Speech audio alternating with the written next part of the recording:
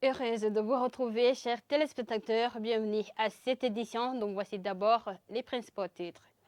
La ville de Lumongue fait face à un manque criant d'eau potable depuis environ une semaine. Les habitants de cette ville demandent à la renormalisation de la situation.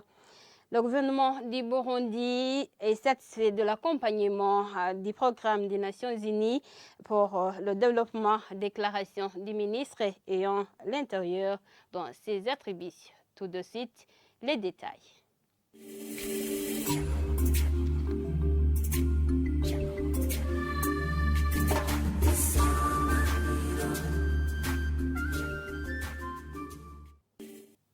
Encore une fois, bienvenue. Je vous le disais en titre, le gouvernement du Burundi est satisfait de l'accompagnement du programme des Nations Unies pour le développement à travers l'appui aux différents projets de mise en œuvre qui se sont retrouvés déclaration du ministre et à l'intérieur dans ses attributions du développement communautaire à la fin d'une réunion avec les responsables du PNUD et des structures étatiques. Martin Nitelete a indiqué que tous les partis doivent s'impliquer davantage et de travailler en synergie pour atteindre le développement durable. Suivez-le.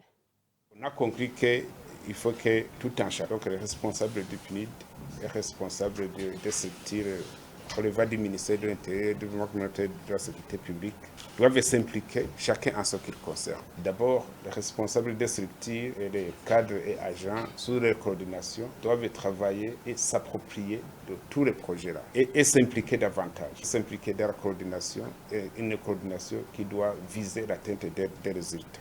Nous sommes dans une marche vers le développement et les partenaires au développement, puis le gouvernement du Burundi, dans la mise en œuvre de ces priorités. Tout dollar ou tout franc burundais qui est budgétisé dans la mise en œuvre de ces projets doit être rapporté principalement par les responsables des structures étatiques.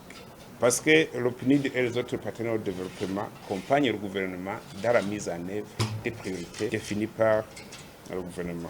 Alors, il y a des erreurs. On constate parce qu'on ne peut pas réaliser des activités avec réussite 100%.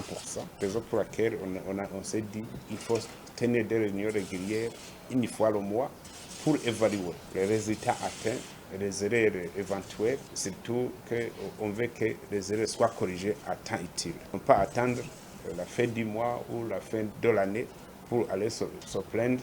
On n'a pas le droit de se plaindre au niveau de l'exécutif burundais. On a le droit d'évaluer et corriger systématiquement tout ce qui est à corriger et établir aussi le cas échéant les responsabilités. Ce faisant, on s'est fixé des objectifs principaux qu'on doit faire des planifications conjointement en définissant les priorités du gouvernement et on fait l'exécution ensemble et carrément on fait l'évaluation ensemble.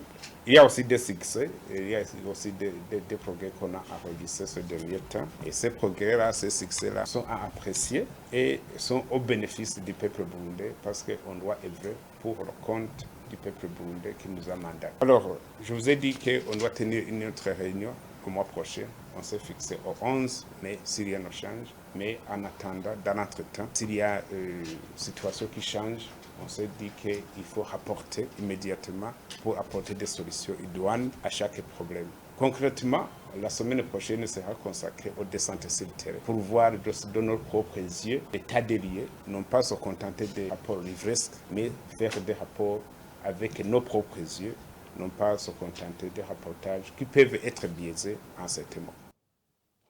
Pas de société au sud du pays, la ville de Lumongue fait face à un manque criant d'eau potable depuis une semaine. À l'origine, selon de 2 tuyaux d'amener d'eau potable dans la ville de Lumongue. Les habitants de cette ville demandent la renormalisation de la situation dans les plus brefs délais.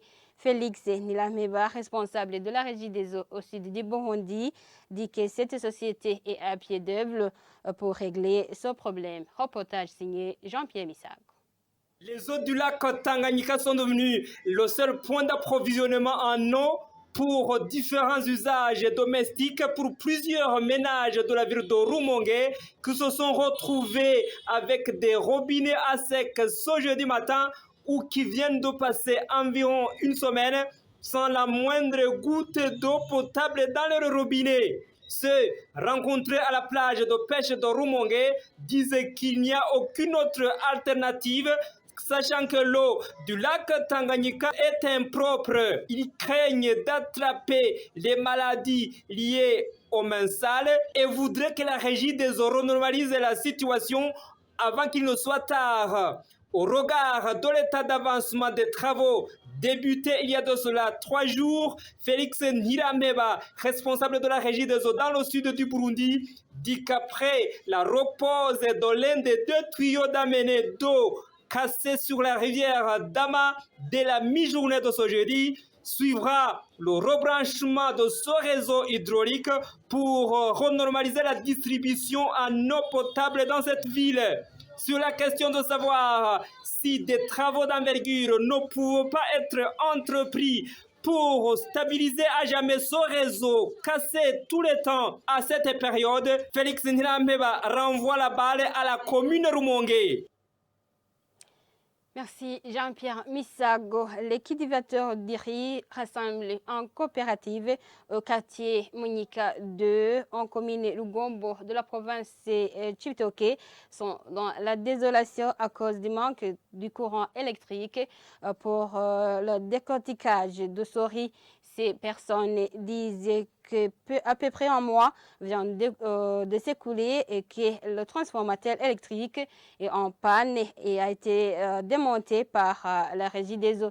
Ils demandent que ce problème soit résolu pour profiter du fruit de leur labeur.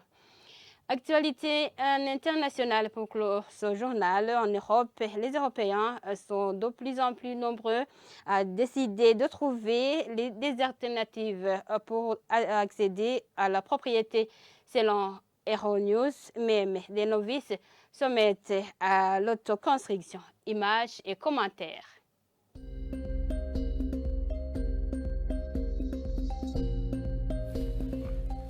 Au début, quand on parlait de la construction paille, les gens ils voyaient de l'eau qui brûle, quoi. Ils se disent, mais les gens ils pouvaient pas piger. Si on montrait pas des photos, les gens ils avaient mal fou à s'imaginer que des bottes de paille peuvent faire un bâtiment sérieux. J'aime bien l'idée de me dire, j'ai fait ma maison, je suis complètement conscient de ce que j'ai mis dedans en termes de matériaux.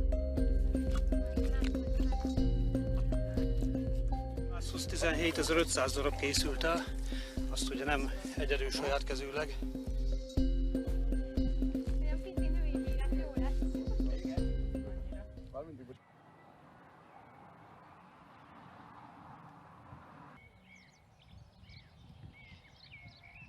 Je suis chez André de Bouter à Monac-Saint-Simeux dans le sud-ouest de la France. Ici, il accueille en ce moment 9 stagiaires qui sont venus des 4 coins du pays. Face aux multiples crises, face à la flambée des prix, les Européens sont de plus en plus nombreux à décider de trouver des alternatives pour se loger. Nous les rencontrons ici en France et en Hongrie. 9h du matin, les stagiaires se regroupent autour de la cabane de démonstration. Darren a un projet de vie avec sa compagne, construire sa propre maison avec des matériaux naturels, la terre crue, la paille, le bois. Il est venu se former auprès d'André de Bouter, spécialiste de la construction en paille. On en a tellement de grosses quantités qu'on peut l'acheter pas cher du tout. Et la terre, on peut le trouver localement parce qu'il y en a partout. Ça fait plus que 10 000 ans qu'on utilise la paille aussi mélangée. C'est par ici que nous mettons au point final à cette édition. Merci de l'avoir suivi. Au revoir.